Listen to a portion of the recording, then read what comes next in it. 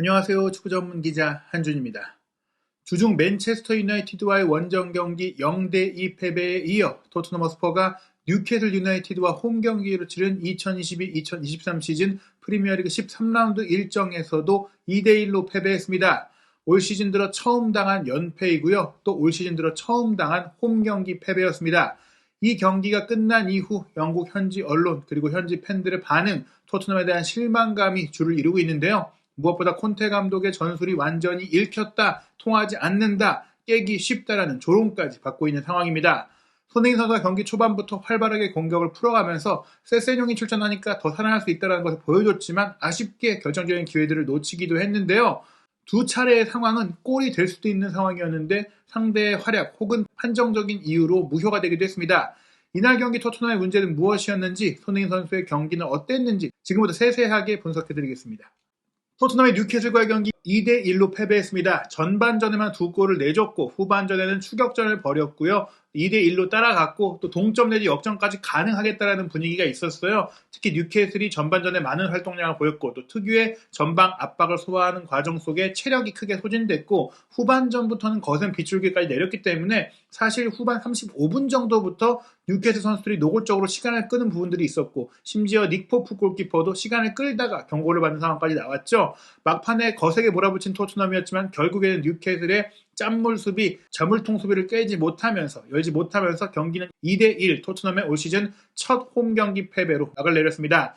뉴캐슬은 최근 7경기 연속 무패를 유지하며 승점 21점, 어느새 챔피언스리그 진출권인 4위까지 치고 올라왔고요. 토트넘이 아직 승점 23점으로 3위 자리를 지키고는 있지만 다른 경쟁팀들보다 경기를 더 치른 상황이에요. 아스널과 맨시티 역시 서로 간의 맞대결이 아스널의 유로파리그 경기가 연기된 것을 치르다 보니까 치르지 못했고 첼시와 맨유 같은 경우에도 영국 여왕 엘리자베스 2세가 서거했을 때 경찰 병력 문제 때문에 추가적으로 한 경기가 더 연기된 상황이거든요. 즉 토트넘은 아스널과 맨시티와의 승점차가 실제보다 더 벌어질 수가 있고요. 또 첼시와 맨유가 연기된 경기를 또 치러서 이길 경우 이길 가능성이 크다고 봐야 될 것 같아요. 첼시가 브라이튼, 맨유가 리즈와 경기를 하는데 이 경우에 이제 토트넘의 순위를 좀 잡고 올라갈 수 있는 첼시는 승점 24점, 맨유는 승점 23점으로 따라올 수 있는 그런 상황이 됐습니다. 여기에 비록 리버풀이 이번 라운드 최하위 노팅엄과의 경기에 충격 패배를 당하긴 했지만 지금의 전력과 경기력을 봤을 때는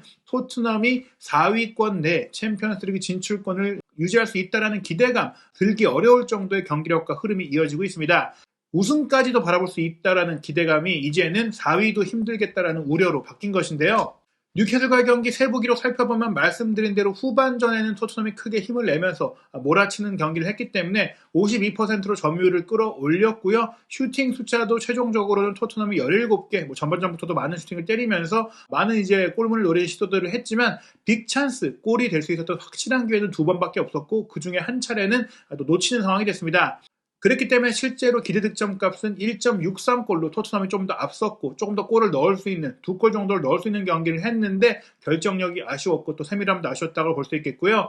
뉴캐슬이 전반적으로 중원 경기 운영은 좋았지만 문전에서의 위협적인 기회들이 많지는 않았어요. 13개의 슈팅 중에 유효 슈팅이 5개밖에 없긴 했는데 기대 득점 값도 1.27골로 2골을 확실하게 넣을 수 있는 기회를 만들지도 못했거든요. 하지만 뉴캐슬이 시도했던 강한 전방 압박이 토트넘 수비수들의 실수를 유발하면서 토트넘의 후방 빌드업을 또 약화시키면서 경기 주도권을 가져간 것은 물론이고 2골을 뽑아내면서 이길 수 있는 경기를 했다고 볼 수 있겠습니다. 이날 경기 선발 명단 살펴보면 토트넘에 많은 변화가 있었습니다. 어쩔 수 없는 변화였어요. 손흥민 선수와 케인 선수를 투톱으로 둔 3-5-2 포메이션을 썼는데 좌우 윙백으로는 많은 분들이 기대했던 세세뇽의 출전이 이뤄졌고 오른쪽 윙백으로는 징계에서 돌아온 에메르송 로얄이 출전했습니다. 3미들로는 스킵, 벤탄쿠르, 비수마가 뛰면서 호이비에르가 빠졌고 3백 라인에도 로메로가 빠지면서 산체스, 다이어, 랑글레가 출전을 했거든요. 로메로와 호이비에르가 갑작스러운 부상 소식 속에 이번 경기를 뛰지 못하게 된 것입니다. 반대로 뉴캐슬은 부상의 문제들이 컸는데 핵심 미드필드인 조엘링톤이 결국엔 주중 에버튼과의 경기에서 입었던 타박상에서 회복해 이번 경기 선발 출전했어요. 에디 하우 감독은 경기 전 기자회견에서 조엘링톤이 뛰기 어려울 것이다라고 얘기를 했는데 이것이 연막이었던 것 같습니다. 결국에는 최근에 좋은 경기력을 보였던 선수들이 그대로 출전한 뉴캐슬이었다고 볼 수 있겠는데 아무래도 측면 공격수인 머피가 조금 토트넘 상대로 할 때 수비적인 부분에 대한 우려가 있다 보니까 조엘링톤을 측면 공격수로 전진시켜서 미드필더와 같은 압박 능력을 유지한 채 조 윌록 선수를 선발 출전시키는 조금의 전술적인 깜짝 선발 변화를 가져왔다고 볼 수 있겠죠. 말씀드린 대로 토트넘은 이번 경기 스킵 선수와 산체스 선수가 깜짝 선발 출전을 했는데요. 전략적인 변화라거나 로테이션이 아니라 부상 이슈가 있었기 때문입니다. 영국 런던 지역 축구 전문 매체 알레스테어 골드 기자가 경기 전에 보도한 바에 따르면 마이너 인저리, 그러니까 경미한 부상이라고 했는데 어떤 정도의 상태인지는 좀 지켜봐야 될 것 같아요. 어찌됐거나 부상으로 명단까지 빠졌기 때문에 또 이제 수비 라인에서 빌드업도 잘해주고 전진 수비도 잘해주고 파이널 태클도 해주면서 골문을 사수해주는 로메로, 그리고 중앙 지역에서 투지 넘치는 압박과 또 공격 전개력과 패스 능력, 슈팅 능력까지 보여주면서 올 시즌 정말 또 한 번 살림꾼 역할을 하고 있는 호이비에르가 빠진 것은 분명히 토트넘 입장에서는 안정성이 흔들릴 수밖에 없는 상황이었는데 실제로 이 두 선수가 그리웠던 경기를 했던 토트넘이었습니다. 이날 경기 손흥민 선수는 3-5-2 포메이션 속에서 세세뇽 선수가 왼쪽 윙백으로 뛰었기 때문에 이날 가장 높은 위치에서 슈팅을 때리는, 조금은 팀적으로도 골을 몰아주는 그런 경기들을 했어요. 활발하게 5개의 슈팅을 기록하기도 했고, 패스매를 보면 아시겠지만 로얄 선수의 패스나 케인 선수의 패스나 세세뇽의 패스 혹은 비수마, 벤탄쿠르,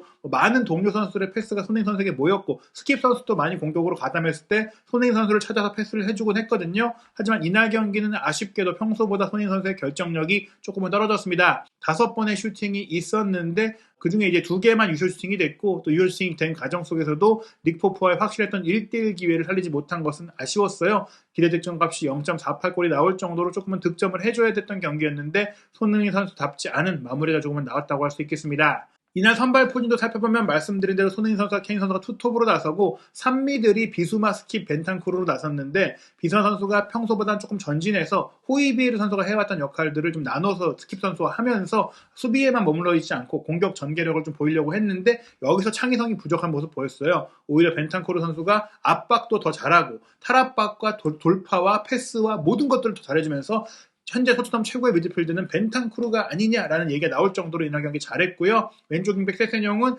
조금 속도감 있는 공격을 펼치긴 했지만 기대했던 측면 수비력이라든지 또 손흥민 선수의 호흡을 충분히 보여주지는 못했습니다. 아무래도 뉴캐슬이 굉장히 좋은 압박을 시도하면서 토트넘이 전반적으로 경기를 쉽게 풀어가기 어려웠기 때문인데요. 다만 뉴캐슬이 전방 압박을 시도하니까 뒷공간이 열리는 상황이 나왔고, 그 뒷공간을 노려서 손흥민 선수가 초반에 활기찬 돌파를 통해서 슈팅을 좀 뿌려주면서 공격기를 만들려고 했는데 그런 기회들이 좀 골로 연결되지 못하고 유효하게 이어지지 못한 가운데 실수로 토트넘이 실점을 하면서 경기가 어렵게 풀렸다고 볼 수 있겠습니다. 그리고 말씀드린 대로 뉴캐슬이 올 시즌 프리미어리그에서 전방 압박이 가장 강한 팀 중에 하나이고, 하이 턴오버, 상대 지역에서 상대의 공을 뺏어내서 쇼트 카운터를 치는 그런 플레이를 잘 펼치고 있는 팀이거든요. 이번 경기는 토트넘의 후방 빌드업이 얼마나 취약한지, 상대 전방 압박 속에서 공을 빼내는 기술적인 퀄리티가 얼마나 부족한지가 드러난 것 같아요.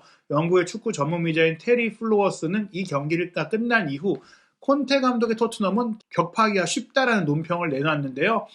강력한 압박을 할 경우에는 토트넘이 미드필드와 공격 라인의 사이가 크게 벌어지게 되고, 그렇게 되면 토트넘의 위협을 줄일 수 있다. 공격과 미드필드의 간격을 벌려놓고 공격수 손흥민 선수와 케인 선수를 고립시키는 그런 전략이 충분히 잘 먹히고 있고, 그런 부분들이 토트넘을 이제 확실하게 무너뜨릴 수 있는 교과서적인 방법이 되고 있다, 이렇게 얘기한 거예요. 어떤 팀이든 그렇게 괴롭힐 수 있다는 것인데, 바로 지난 맨유와의 경기에서도 맨유가 그런 전방 압박을 통해서 경기를 장악했고 토트넘을 어렵게 만들었거든요. 토트넘의 3-5-2 전략이 에버튼과의 경기에서는 후반전에 잘 통했고, 또 브라이튼과의 경기에서도 잘 통했지만 맨유나 뉴캐슬처럼 전방 압박 능력이 뛰어난 팀들, 그리고 공격 퀄리티까지 갖고 있는 팀들을 상대로 중앙 지역도 내주고 후방 지역에서 공도 못 살리고 손케듀오가 전방에서 철저하게 고립되면서 어려운 경기를 할 수밖에 없는 상황이 됐는데요. 콘테 감독 부임 후 최대 위기가 아닌가 싶습니다. 지난 2021-2022 시즌 도중에 부임했던 콘테 감독, 사우스햄튼의 2-3 패배, 울버햄튼의 0-2 패배를 당할 때 정말 큰 비판을 받았었죠. 그 뒤에 맨체스터 시티와의 원정 경기 3-2로 승리하면서 반등을 했었는데 그 당시 정말 큰 비판을 받았고 스스로도 굉장히 자괴감을 느꼈던 시간이 있었잖아요. 지금도 맨유전 0-2 패배에 이어 뉴캐슬전 2-1 패배가 콘테 감독 부임 후 토트넘이 2번째로 2연패를 당한 것인데, 그때만큼이나 지금 분위기가 안 좋고 전망과 기대감이 뚝 떨어진 상태라고 볼 수 있겠습니다. 말씀드린 대로 토트넘이 전방 압박에 취약한 모습을 보였다는 게 어디서 드러나냐면요. 일단 로메로와 호이비에르가 빠지면서 공을 지키고 연결하는 능력 자체가 떨어졌지만 전방 압박이 진행됐을 때 3백의 리더라고 할 수 있는 에릭 다이어 선수가 너무나 많은 실수를 범했어요. 보통 수비수들은 안정적인 패스를 많이 하기 때문에 최소한 80% 중반대, 높게는 90%의 패스 성공률이 나오는데 에릭 다이어의 패스 성공률이 74%에 불과했고요. 다빈손 산체스의 패스 성공률도 77.8%로 수비수로서는 있을 수 없는 기록이 나온 것이고 수비형 미드필드인 올리버 스킵의 패스 성공률도 73.3%에 불과했습니다.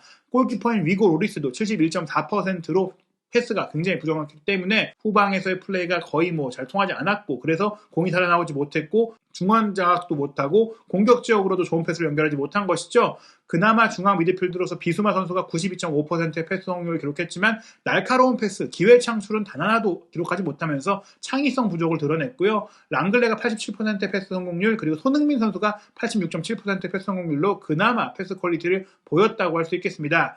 후반전에 교체 출전했던 페리시 같은 경우에는 44.4%라는 충격적인 낮은 패스 성공률을 기록했는데요. 후반에 투입돼서 모험적인 패스를 해야 했다고 하더라도 이 페리시치의 플레이가 계속해서 끊기고 차단되고 돌파도 안 되면서 교체 투입 효과를 거의 보이지 못했기 때문에 페리시치 선수가 지난 여름에 토트넘에 합류할 때만 하더라도 큰 기대를 받은 것에 비한다면 굉장히 실망스러운 경기력이었다고 할 수 있겠습니다. 반면에 뉴캐슬 같은 경우에는 공격 라인에서의 전방 압박이 굉장히 잘 통했다고 말씀드렸잖아요. 중앙 미드필드인 브루노 기마랑이스가 현란한 패스 플레이를 보이면서 공격 지역에서의 93.8%의 높은 패스 성공률을 기록하는 것뿐 아니라 9개의 리커버리로 공을 따내기도 했고요. 오른쪽 측면 공격수로 뛰었던 알미론도 6개의 리커버리, 왼쪽 측면 공격수로 뛰었던 조엘링턴도 4개의 리커버리를 기록할 정도로 전방 압박이 잘 통한 경기였다고 볼 수 있겠습니다. 경기 장면 살펴보면 사실 전반 초반에는 토트넘의 분위기가 좋았어요. 전반 1분, 그러니까 킥오프 45초 만에 손흥민 선수가 자기 진영부터 상대 페널티 에어리어 앞쪽까지 단독 돌파로 시원하게 치고 들어가면서 왼발 중거리 슈팅을 땅 때려줬거든요. 아쉽게도 포프 골키퍼의 정면으로 이어져서 무산이 됐지만 손흥민 선수가 이날 몸 상태 좋고 득점 의욕이 좋고 또 3-5-2 포메이션 속에서 세사뇽과 함께 뛸 때 페리시치가 공을 지공으로 끌어가는 그런 부분들이 사라지니까 속도감이 나니까 좀 기가 차는 모습들이 있었거든요. 전반 3분에도 케인 선수의 스루 패스를 받은 로얄이 중앙으로 공을 내줬고 이 공을 받은 스킵 선수가 손흥민 선수에게 적절한 타이밍에 공을 내주면서 손흥민 선수가 오른발 가마차기 슈팅을 딱 때렸는데 아쉽게도 윗구물에 걸렸어요. 레스터시티와의 경기에서는 이런 슈팅들이 골문 구석으로 쫙 빨려 들어갔는데 간발의 차이로 빗나갔거든요. 3분 만에 2번의 슈팅을 했던 손흥민 선수일 정도로 이날 경기 전술적으로는 손흥민 선수가 골을 넣을 수 있는 계획들이 있었던 것 같습니다. 하지만 토트넘은 전반 5분 뉴캐슬의 실리적인 축구와 역습에 휘둘렸는데요. 전반 5분 조엘링턴의 배후 침투에 맞춰서 뉴캐슬의 좋은 롱패스가 이어졌고 여기서 이제 조엘링턴 선수의 침투를 에메런 로얄 선수가 이제 따라가서 막아냈는데 이게 좀 페널티킥 파울이 아닌가 걱정을 했지만 다행히 정상적인 이제 수비로 인정을 받으면서 PK 선언이 되진 않았습니다. 전반 8분에도 케인 선수의 스루 패스, 로얄 선수가 중앙으로 밀어준 공, 손흥민 선수가 받아서 시원하게 왼발 중거리 슈팅을 때렸는데 크로스바를 넘겼고요. 전반 11분에는 케인 선수의 스루 패스를 받아서 손흥민 선수가 오프사이드 트랩을 깨는 절묘한 움직임에 이어 닉 포프와 1대1 기회를 맞이했는데 여기서 손흥민 선수가 시도했던 칩샷이 닉 포프의 선방에 걸리면서 무산이 됐습니다. 전반 11분까지 4개의 슈팅을 기록할 정도로 손흥민 선수가 활기차게 공격적으로 또 적극적으로 플레이를 했는데 여기서 조금은 닉 포프가 각도를 잘 좁히기도 했고 손흥민 선수가 좀 주저하면서 칩샷이 조금 빗맞으면서 세게 임팩트가 안 됐거든요. 너무나 결정적인 기회를 놓쳤기 때문에 아쉬웠던 손흥민 선수의 장면이었습니다. 전반 15분에는 세세뇽이 왼쪽 측면을 돌파해서 올린 크로스 패스를 케인 선수가 헤더로 연결했는데 빗맞으면서 무산이 됐고요.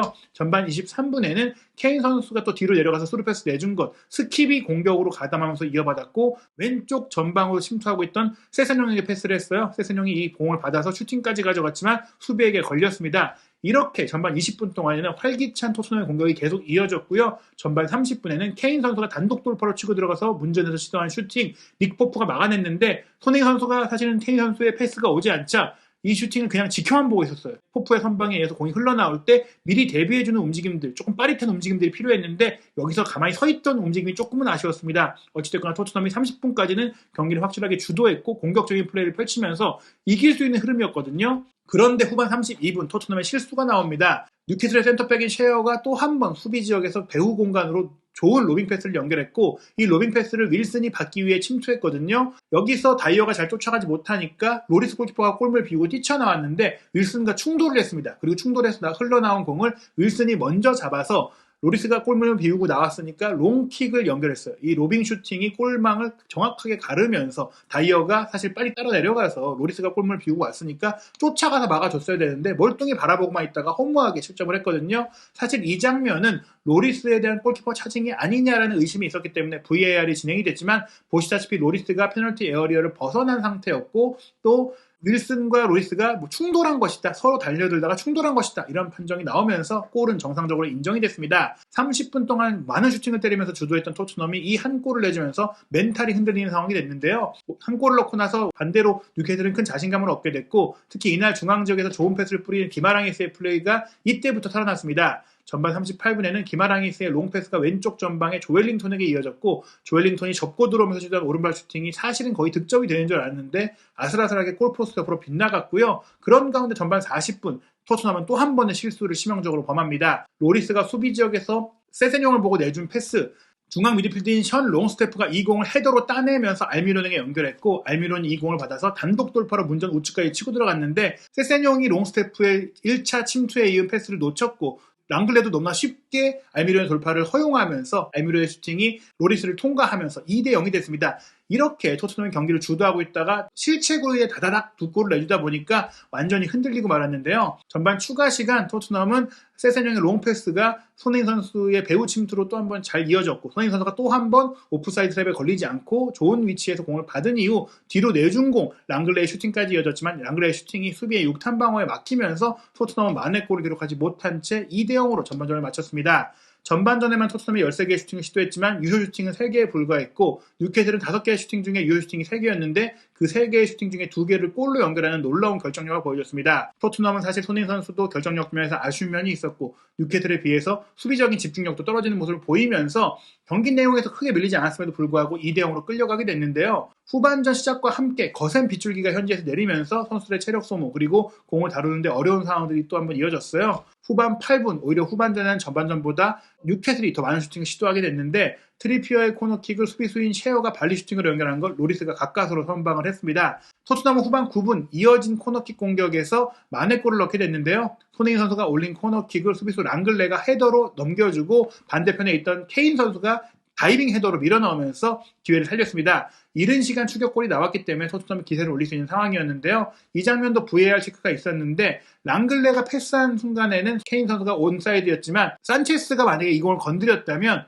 케인 선수가 오프사이드 위치가 되는 상황이었는데 다행히 산체스가 이 공을 건드리지 않고 빠뜨렸기 때문에 온사이드로 인정받았고 토트넘의 골이 인정이 된 것이죠. 토트넘의 추격골 이후 뉴캐슬은 조일록 선수의 슈팅이 아슬아슬하게 골대 옆으로 빗나가는 상황이 있었는데요. 동점골 넣기 위해 토트넘은 공격적인 선수를 계속해서 투입했습니다. 세세뇽 선수가 후반전으로 부진했기 때문에 후반 16분에 페리시치와 교체가 됐고요. 후반 21분에는 올리버 스킵 선수 수비형 미드필드를 빼고 공격적인 윙어 모우라를 투입하면서 공격 숫자를 늘리는 전술 변화를 가져갔습니다. 하지만 미드필드 스킵이 빠지면서 3미들이 투미들로 바뀌자 중원 지역을 내주게 됐는데요. 후반 23분에는 뉴캐슬의 센터백인 셰어가 공격 진영, 미드필드 진영까지 올라와서 손흥민 선수의 공을 빼앗아내고 조금은 파울성이 아니었나 싶었는데 그대로 이제 플레이가 진행된 가운데 중거리 슈팅까지 때렸어요. 이 슈팅이 로리스의 정면으로 이어졌습니다. 후반 24분에는 케인 선수가 페리시치에게 패스했고 페리시 선수가 중앙에 손흥민 선수가 있었음에도 슈팅을 시도해봤거든요. 이 오른발 슈팅이 구석으로 잘 꽂아 넣었다면 좋았겠지만 허무하게 닉 포프의 정면으로 이어지면서 무산이 됐습니다. 뉴캐슬은 후반 30분에 조일력 선수를 빼고 머피를 투입하면서 조엘링턴을 밑으로 내리고 체력도 보강하고 전방에서의 압박 강도를 높였는데요. 후반 32분 손흥민 선수가 결정적인 기회를 맞이했어요. 로얄 선수가 문전으로 찔러준 공 케인 선수가 등진 채 받아서 본인에게 수비 2-3명을 몰아넣고 손흥민 선수에게 연결했습니다. 손흥민 선수가 이 공을 받아서 침착하게 오른발 슈팅까지 가져갔는데 수비수인 덴번 선수의 손에 맞았거든요. 하지만 이 장면은 핸드볼 파울, 페널티킥으로 인정받지 못했습니다. 슈팅이 손에 명확하게 맞았지만 손에 맞기 전에 덴번 선수의 무릎을 맞고 튀어 올랐기 때문에 이 장면은 불가항력이었다. 고의적인 핸드볼로 볼 수 없다라는 판정이 나오면서 결정적인 슈팅이 또 한 번 골로 이어지지 못하게 됐습니다. 토트넘은 후반 36분 랑글레와 산체스를 빼고 벤 데이비스와 도어티를 투입하면서 로얄 선수를 오른쪽 센터백으로 내릴 정도로 굉장히 공격적인 자원을 많이 투입하는 그런 경기를 했거든요. 그런 가운데 후반 37분 벤탄쿠르의 패스 케인이 받아서 모우라에게 주고 모우라 선수는 손흥민 선수의 배우 침투를 보고 좋은 패스를 찔러 넣었는데 이날 레프트백으로 뛴 덴번 선수가 사실은 센터백 선수잖아요. 이 선수가 계속해서 손흥민 선수를 잘 막아주면서 손흥민 선수를 향한 기회가 제대로 결실을 맺지 못했습니다. 후반 41분 경기가 막판으로 이어지면서 페리시치의 크로스를 통한 공격이 이어졌는데요. 페리시치의 크로스에 이은 다이어의 헤더 슈팅은 아슬아슬하게 빗나갔는데 사실은 다이어가 오프사이드 위치에 있었기 때문에 골이 됐다고 해도 인정받지 못했을 것이고요. 그 직후에 있었던 후반 42분 페리시치의 크로스는 케인이 헤더를 연결했지만 크로스바를 크게 넘기고 말았습니다. 결국에는 페리치의 크로스를 통한 토트넘의 공격 전개에는 헤더를 아주 잘하는 선수도 없고 또 수비수들이 읽기가 편하기 때문에 위협적일 수 없다는 게 또 한 번 드러났는데요. 뉴캐슬은 후반 43분 기마랑이스와 윌슨을 빼고 존조 쉘비와 크리스 우드까지 투입하면서 시간을 끄는 플레이를 계속해서 진행했고 이날 추가 시간 5분이 주어졌지만 결국 토트넘은 남은 시간 동안 동점골을 얻지 못한 채 패배로 경기를 마무리하고 말았습니다. 토트넘 프리미어리그에서 연패가 이어졌는데요. 다음 경기가 빠르게 이어집니다. 바로 10월 27일 목요일 새벽 4시에 치를 스포르팅 리스본과의 챔피언스리그 D조 5차전 경기입니다. 토트넘은 이 경기에서 승리할 경우 16강 진출을 확정할 수 있기 때문에 중요한 경기이고 또 최근 2연패를 만회할 수 있는 기회라고 할 수 있겠습니다. 연이어 치를 수 있는 홈 경기이기 때문에 홈에서 분위기 반전이 필요한 상황인데요. 10월 29일 토요일 밤 11시에는 승격팀 본머스와의 경기, 11월 2일 수요일 새벽 5시에는 챔피언스리그 최종전 마르세유와의 경기가 있고 11월 7일 월요일 새벽 1시 30분에는 리버풀과의 빅매치까지 이어집니다. 이 빡빡한 일정 속에 위기의 토트넘이 지금 전술적으로 지적받고 있는 부분들을 극복할 수 있을지, 손흥민 선수가 득점 감각을 살릴 수 있을지 큰 걱정이 따르고 있는데요. 과연 토트넘이 이 위기에 어떻게 대처할지에 대한 최신 소식들 한준TV에서 확인하시기 바랍니다.